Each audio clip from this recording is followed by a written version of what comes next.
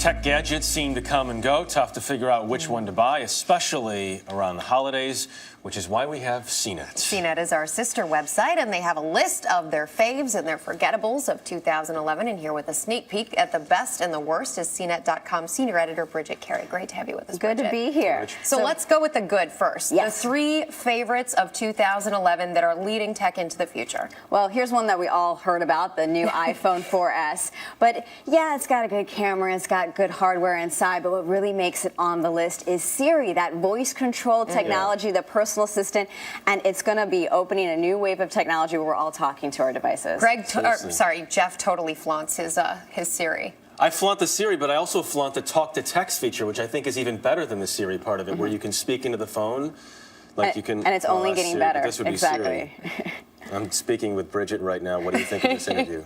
Anyway, we should move on. I have an old iPhone, and I'm so jealous. Everyone It's a can lot of agree addictive to the play iPhone with. was going to be on here. What else? All right, now we have the new Kindle. Everyone talks about the Amazon Kindle, but what makes this so interesting is that now you have an e-reader that's under $100, but it's actually even under $80. So we have an e-reader that's accessible to many price points now.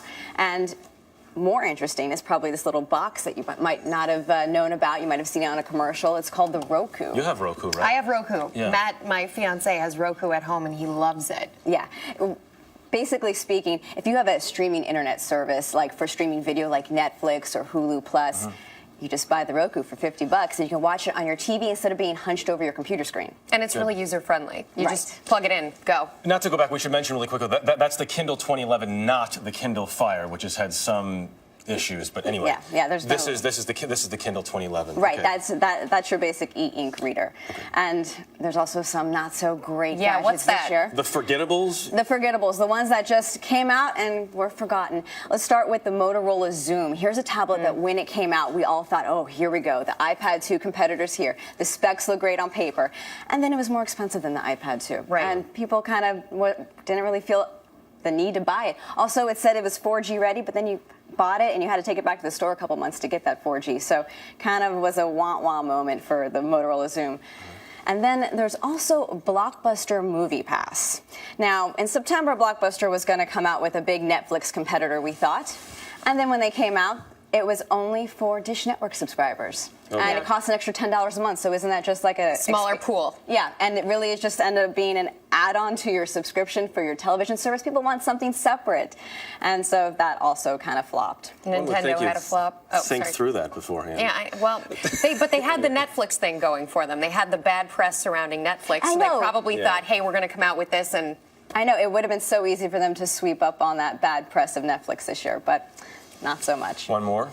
Yeah, the Nintendo 3DS. This is the 3D portable gaming system Nintendo came out with. And everyone was like, oh yeah, 3D, isn't it great? But I don't think the public is really wowed by 3D. The public didn't respond. It started at $250, quickly dropped its price to $170. And people are a little unsure if they want to get 3D now. They worry if it's going to give them a headache or if it's good for their kids' eyes. So it works good. There's a lot of good games on here. Well, I mean, a couple of good games. Do you have to wear special glasses when you use it? No, it just works by when you're close-up range. You know, your eyes kind of do the trick for you. So much press around the whole 3D notion, from the TV sets to now the Nintendo, and I think we have Mario on there Jarvis right now. Remains to be Mario. seen. Do you want to play some Mario? I'll play some Mario in the break. Bridget Carey, thank you so much. We appreciate it.